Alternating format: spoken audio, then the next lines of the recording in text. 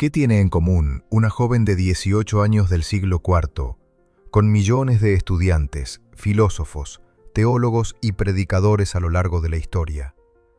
¿Por qué antes de estudiar, escribir o predicar, tantos sabios cristianos invocaban su nombre pidiendo luz para sus mentes? Hoy te voy a contar la historia de Santa Catalina de Alejandría, una joven noble, brillante, de inteligencia extraordinaria, que a los 18 años enfrentó a un emperador tirano y a 50 sabios del imperio, y los venció a todos con la fuerza de su fe y su sabiduría.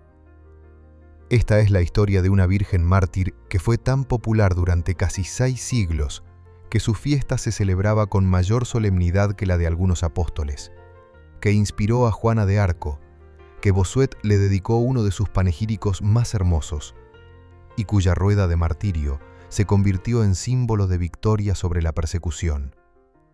Pero también descubrirás por qué los historiadores modernos dudan de muchos detalles de su leyenda, y sin embargo, nadie duda de su existencia ni del testimonio real de su martirio.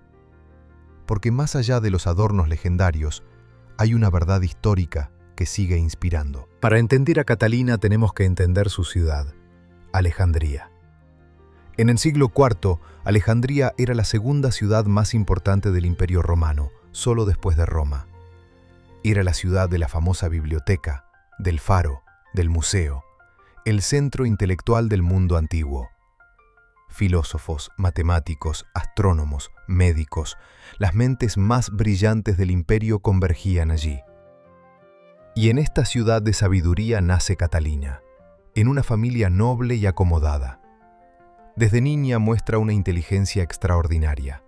Domina la filosofía griega, la retórica, las ciencias, varios idiomas. A los 18 años, su erudición es legendaria. Pero Catalina posee algo más valioso que toda su sabiduría humana: la fe en Cristo. Se ha convertido al cristianismo, ha consagrado su virginidad a Dios y está dispuesta a defenderlo ante quien sea necesario. Y esa oportunidad llega cuando el emperador Maximino visita Alejandría.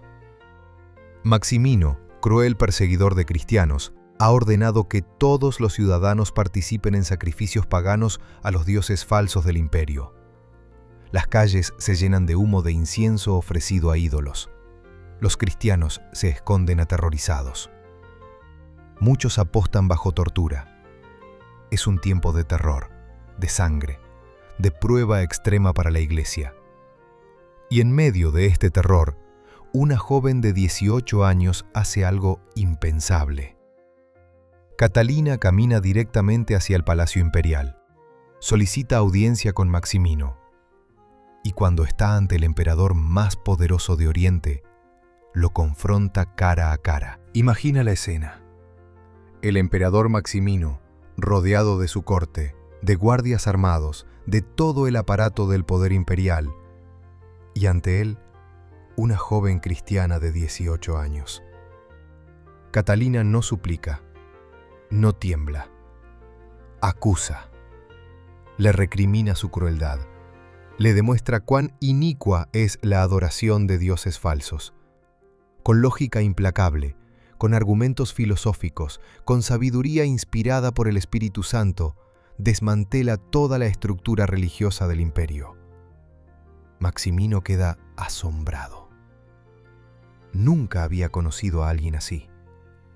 Una mujer, joven, cristiana, y con tal sabiduría, tal elocuencia, tal valentía.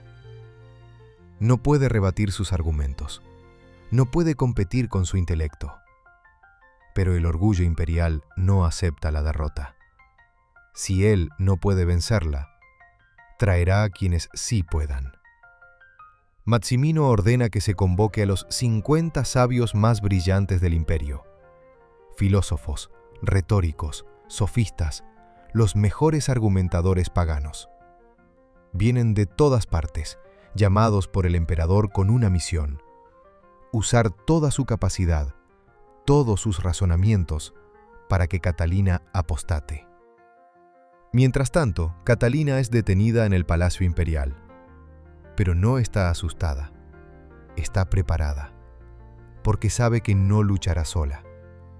El Espíritu Santo hablará por ella. Llega el día del gran debate. 50 sabios contra una joven virgen cristiana.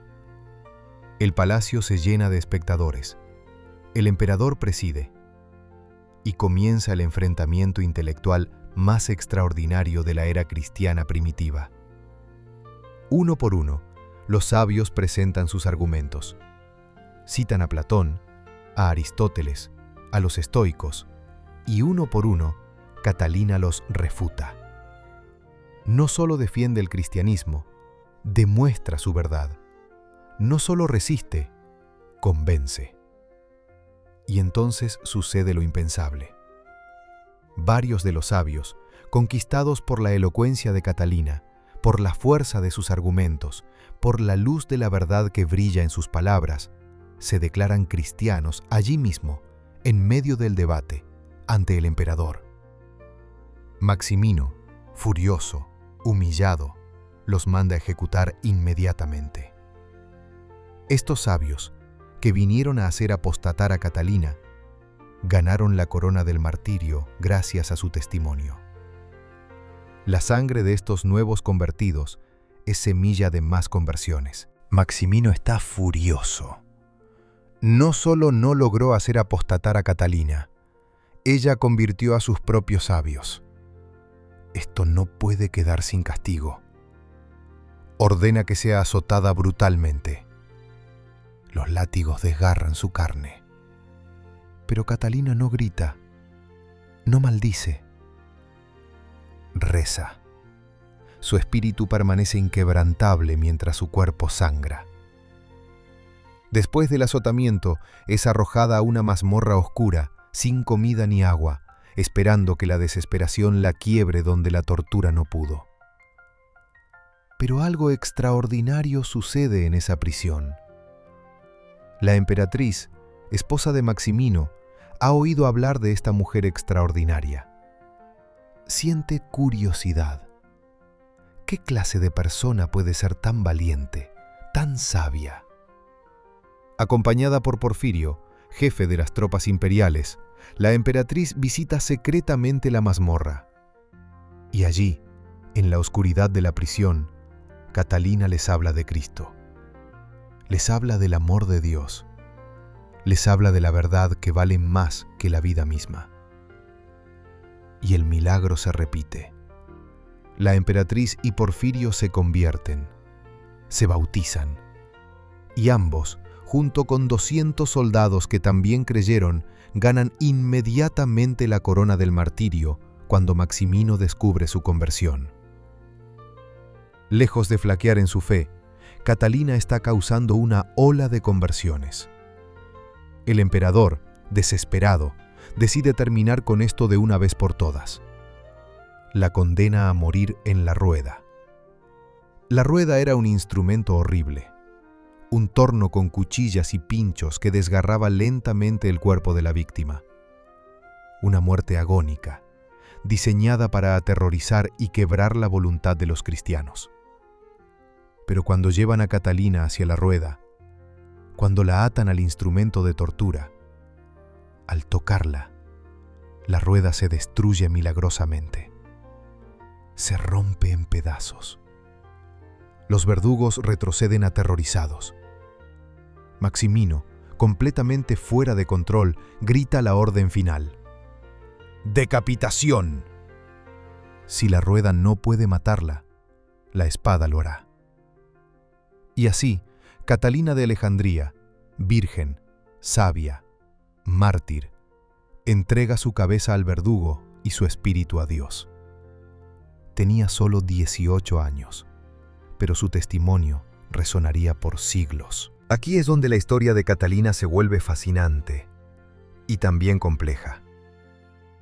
Porque lo que acabas de escuchar son los hechos principales que los historiadores consideran verdaderos.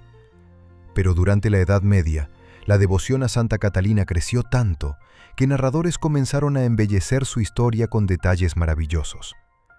Algunos basados en tradición oral, otros en imaginación piadosa. Por ejemplo, las actas originales de su martirio no se conservan en su forma primitiva. Los textos que tenemos fueron transformados con descripciones fantásticas, diálogos elaborados, milagros adicionales. Una de las leyendas más famosas dice que ángeles trasladaron su cuerpo al monte Sinaí después de su muerte. Pero los itinerarios de peregrinos antiguos que visitaron el Sinaí no mencionan esto. Probablemente fue una adición legendaria posterior. Sin embargo, en el monte Sinaí sí se construyó un monasterio e iglesia en su honor que existe hasta el día de hoy. Y durante casi 6 siglos, la devoción a Santa Catalina fue inmensa.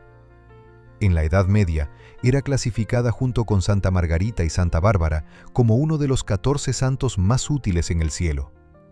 Era continuamente alabada por predicadores, cantada por poetas.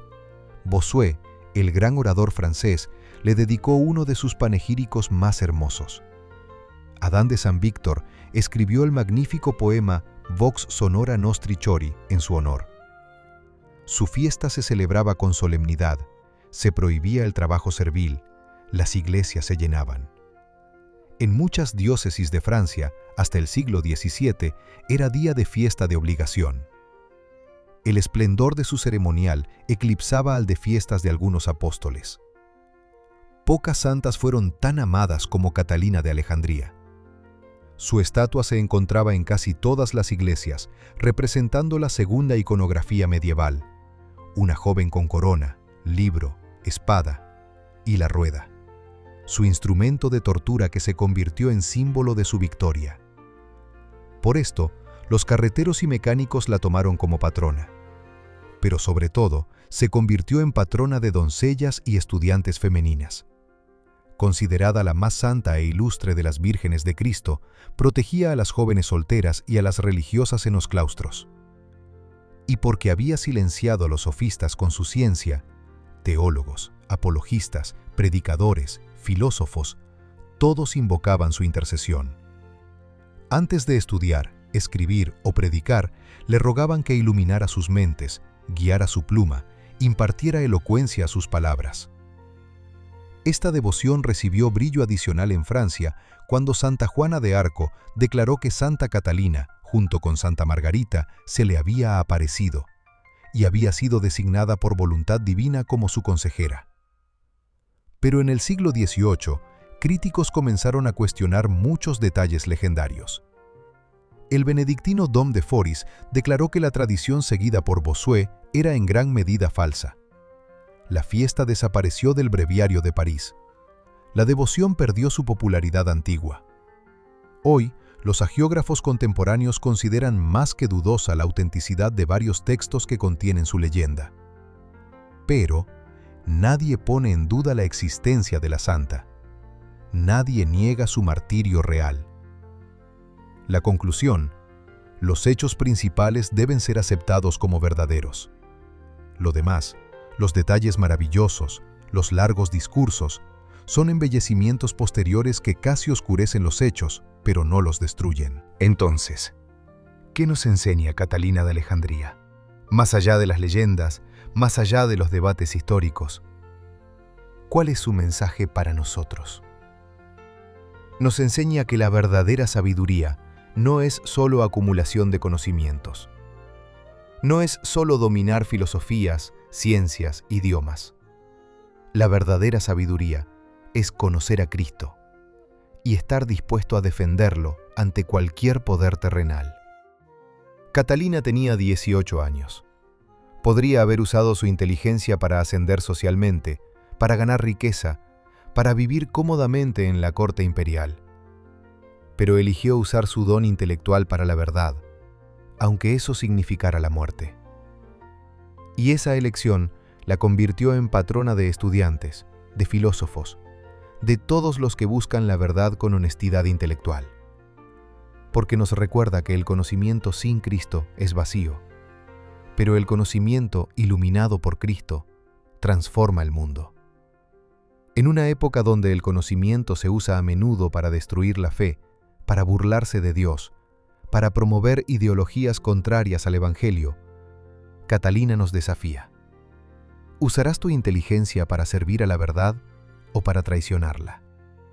Cada estudiante que abre un libro pidiendo la intercesión de Santa Catalina, cada profesor que enseña con integridad intelectual y fe cristiana, cada apologista que defiende la fe con razones sólidas, continúa el legado de aquella joven de 18 años que venció a 50 sabios del imperio.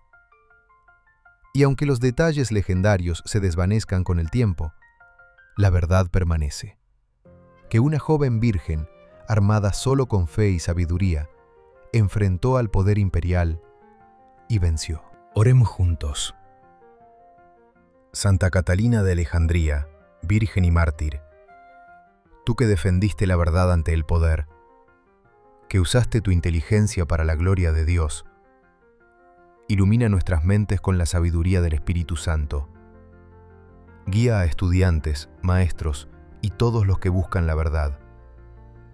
Y danos valentía para confesar a Cristo ante el mundo. Ruega por nosotros.